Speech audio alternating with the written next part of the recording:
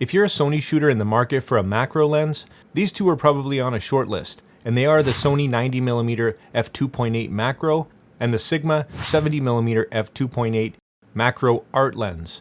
We're comparing these two today so you can get to the bottom of which one's going to be best for you. Let's go!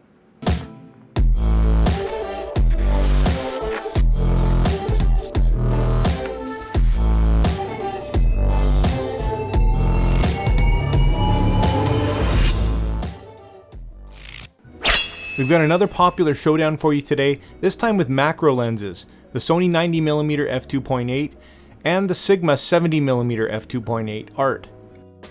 We're covering 4 categories as usual: size, build, performance, and value.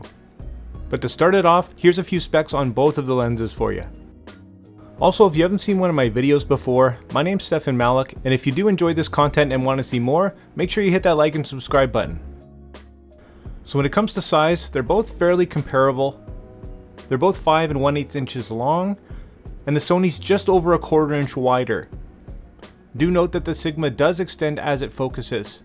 This can, for the most part, however, be hidden by the lens hood. The Sony, on the other hand, is completely internally focusing.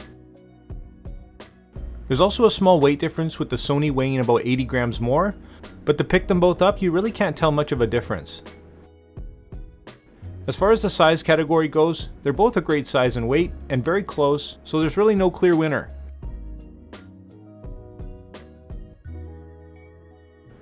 Next, when it comes to build, both of these lenses have great build quality. However, the Sony really runs away when it comes to features. They both have an automatic manual focus switch, but the Sony isn't a typical one. You actually just pull down the focus ring to engage manual focus. They also both have a convenient focus limiting switch, but one huge feature that stands out in the Sony is image stabilization. But we'll get more into that later. Being thinner, the Sigma has 49mm filter threads versus the Sony's 67. They're both a solid metal and plastic build. The Sigma's focus ring is a big grippy plastic, where the Sony's opted to go metal.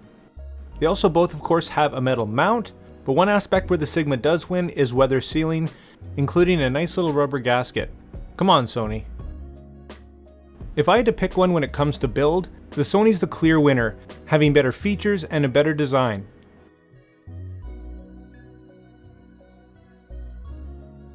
Next, let's dive into performance.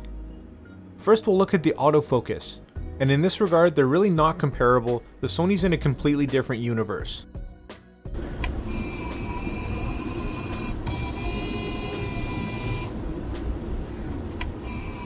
So as well as extending as it focuses, the Sigma's autofocus is painfully slow and extremely loud, as you can hear. And using manual focus is kind of a nightmare and incredibly time consuming. The Sony, however, is basically silent and very quick in comparison. And here's a few more tests just showing the capability and speed here of the 90. Struggling a little bit, but all in all pretty quick. And here's the Sigma. Exact same situation, and with a 70 it should be technically a little bit easier to acquire focus if I'm not mistaken. And it does struggle here a bit.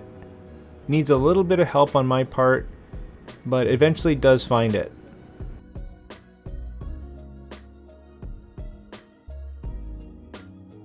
And here's the Sony again. I've got it set up on a slider just to test how it's going to hold and reacquire focus as it moves.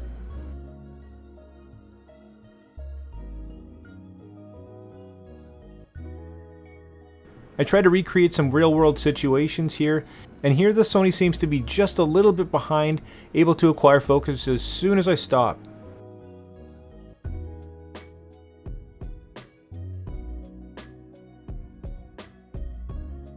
And here's the Sigma with that same test.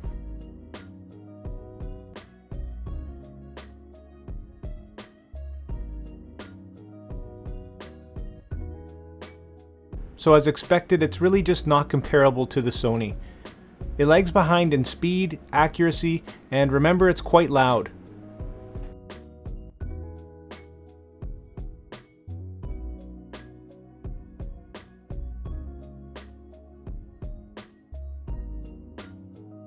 Now let's have a look at the difference that image stabilization makes. Here's the Sigma without image stabilization around minimum focus distance.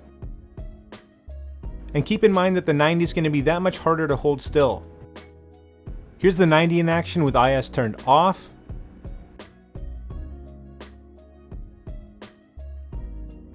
And here it is on. Keep in mind that if you are using the Sigma on a full frame Sony body, most likely it's going to have some IBIS in it. It's just not going to be quite as good. As far as image quality is concerned, both of these lenses produce incredibly detailed images. The Sony, in my experience, is just the tiniest bit sharper with a bit better contrast, but honestly, we're splitting hairs here. If you want to see more optics and detail of either of these lenses, check out my full in-depth review on both.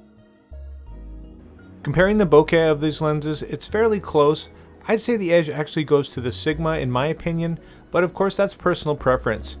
They both have 9-bladed aperture and will produce beautiful results.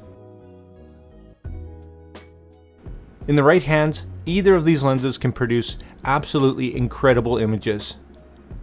I've obviously used both, but my go-to has been the Sony 90mm for the past few years now. It's not only a great macro lens, but a lot of the time it's my go-to portrait lens because it's just so fantastically sharp and the autofocus is so capable. I actually know quite a few pros in the industry that rely on the 90 for portrait work. At the end of the day, both of these lenses are great performers, but the Sony's just on another level. A great package with near G Master performance without the G Master price. When we're talking about value, the Sigma is really hard to beat.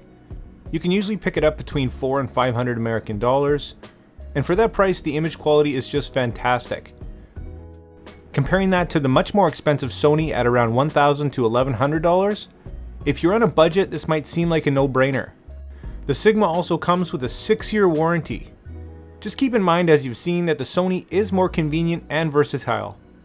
In my opinion, they're both packed with value, and your choice is probably going to come down to your needs and your budget. I like both of these lenses in their own way, and for value I think they're both great.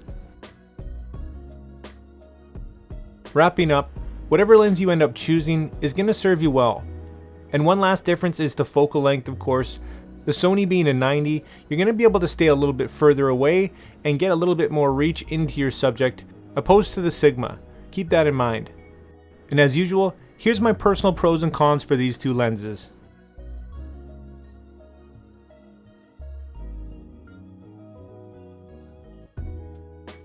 Whatever lens you did choose, or maybe you used a different setup altogether, drop it in the comments so I know.